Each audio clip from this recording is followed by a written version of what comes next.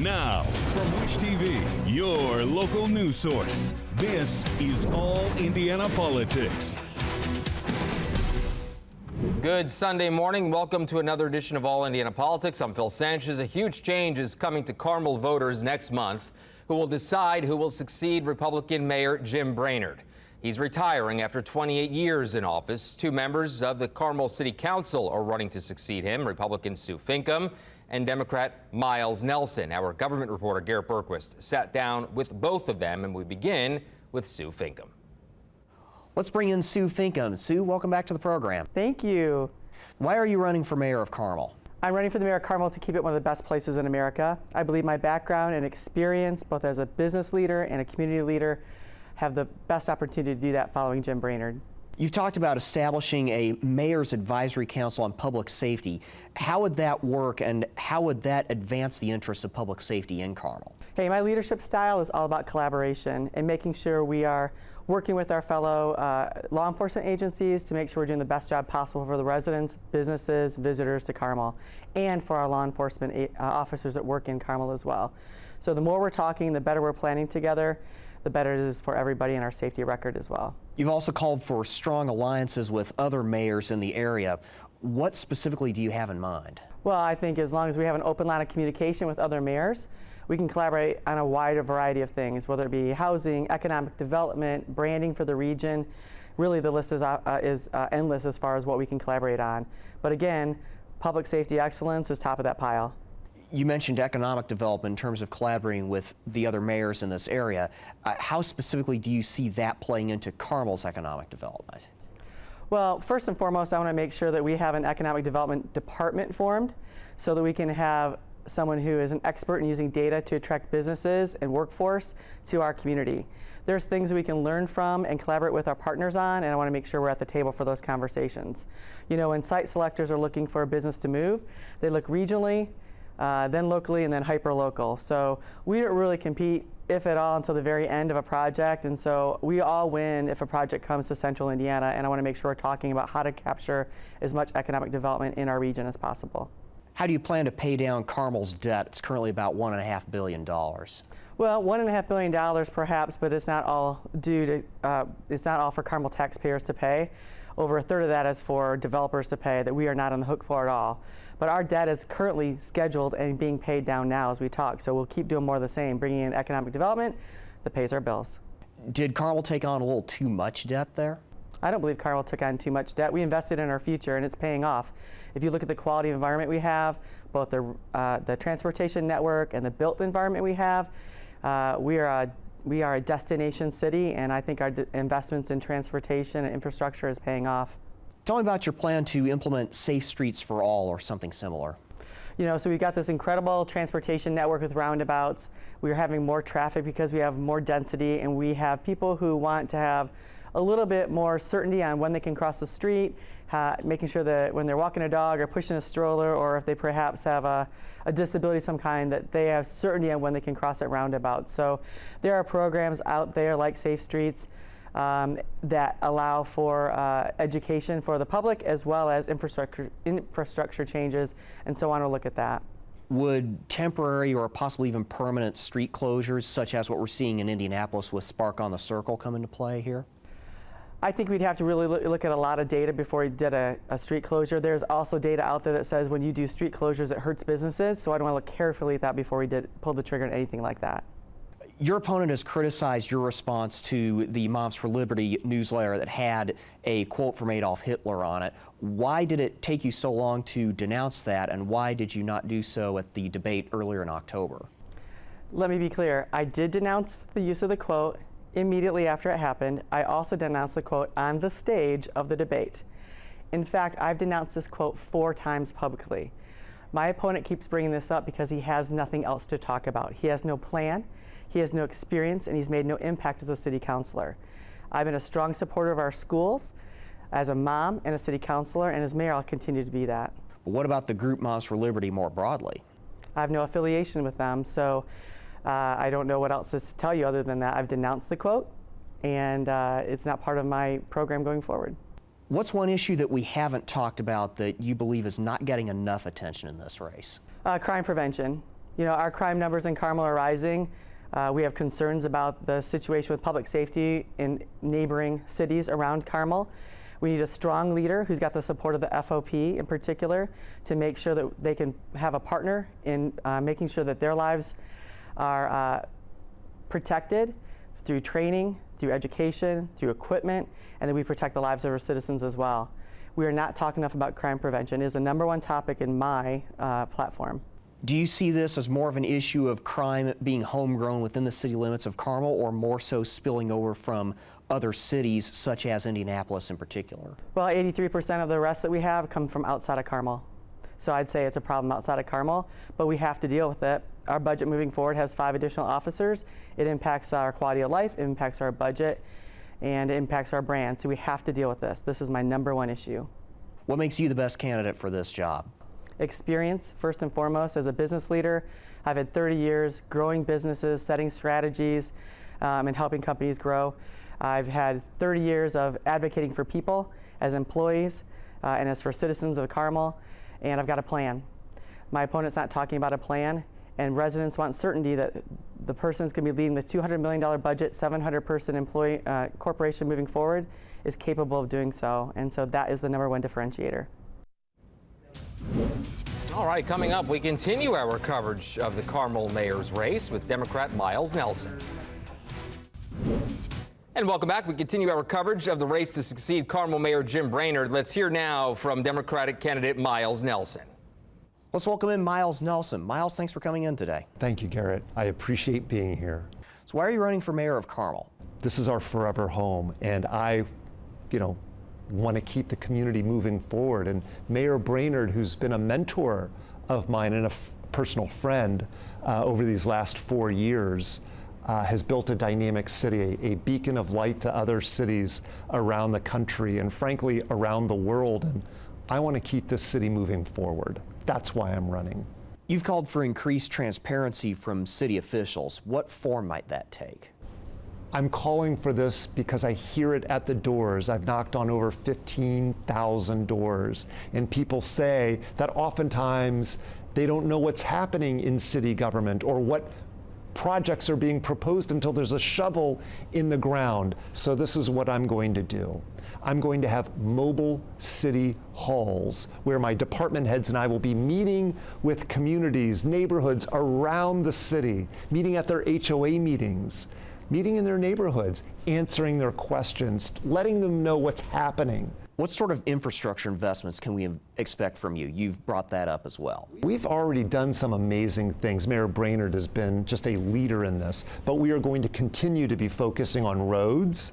We're going to continue to be focusing on our fiber network because not only is people's physical safety going to be a top priority of mine, but I also want to make sure that their identities and the city's data is also protected as well.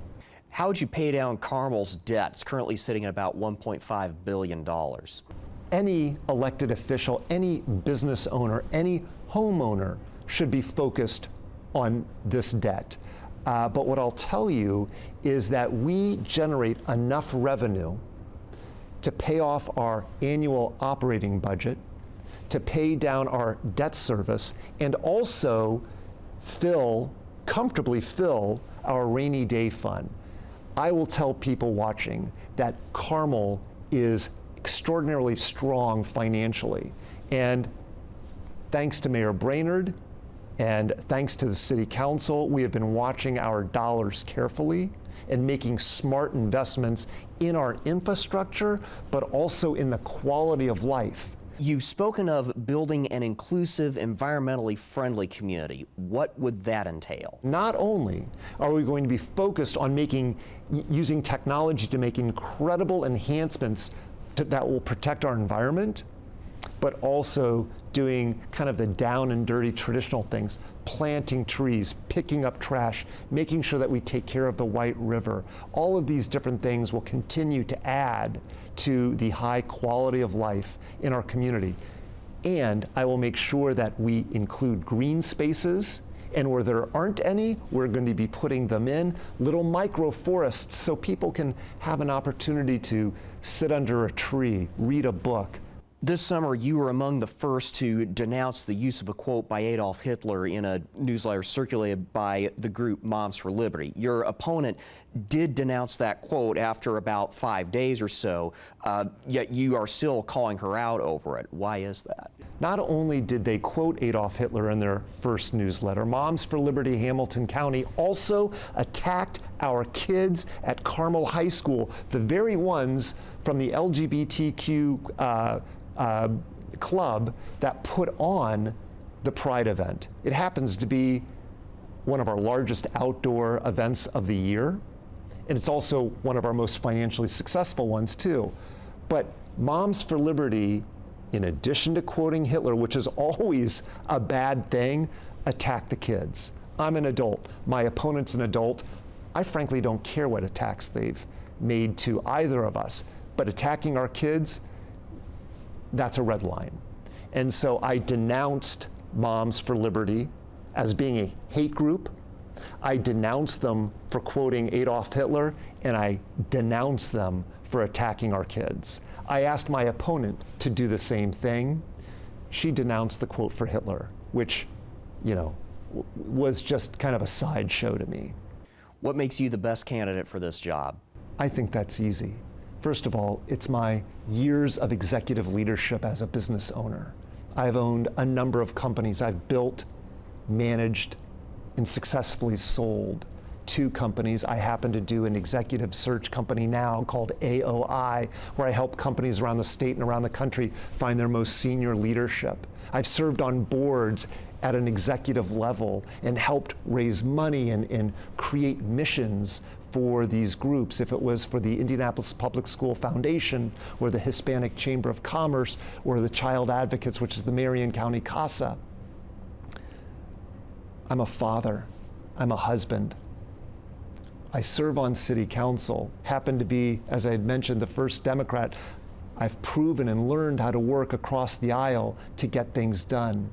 I care about maintaining our quality of life and making sure that our environment is wonderful and that we continue to attract business opportunities, not just for young people, but for all people. I want to make sure senior citizens, you know, can continue to contribute to our community. That's what makes me the best candidate. All right, coming up, our panel tackles the search for a new House Speaker and President Biden's call for aid to Israel and Ukraine. Welcome back to All Indiana Politics as we welcome in 2 members of Indiana's best political team, Republican Ali Bartlett, and the newest member of our team, Democrat strategist and Speaker Dana Black. Good to see you both. Let's begin with President Joe Biden's speech on Israel from Thursday. Dana, we'll go to you first. How does President Biden balance supporting Israel with maintaining good relationships with other partners in that region, such as Jordan and Egypt? Well, good day, everybody, and thank you so much for including me in this fantastic conversation. First of all, if you noticed in his speech last night, or in his speech, he made it a point to say that there's a need to make sure that we look at both the Palestinians and the Israelis as equals. Now, this war has been waging for over 100 years because of colonialism and other factors that were at play. But here we are now, and we have 2 groups of people who definitely feel strongly about who they are and their existence. And I thought this president, our president, did the best job I have seen in a very long time in making sure that he acknowledged the struggles on both sides. When we acknowledge the struggle on both sides, there's a way for us to come to the middle and find some commonality and find a way to resolve this issue so that all of humanity is seen and not just one side or the other. Ali, same question to you. I'll let you respond to that. Yeah, I would say the only line that was even acceptable out of that speech was that we should unequivocally be standing behind our ally Israel. To try and justify the atrocities that have happened in Israel since October 7th is just pretty despicable to me. And the fact that President Biden seems to be using this speech to draw on the heartstrings of Americans that are supporting Israel to justify money that he is going to be sending back to Ukraine. I don't even know why we're talking about those things in the same context. They're not the same context. Israel has been our longtime ally.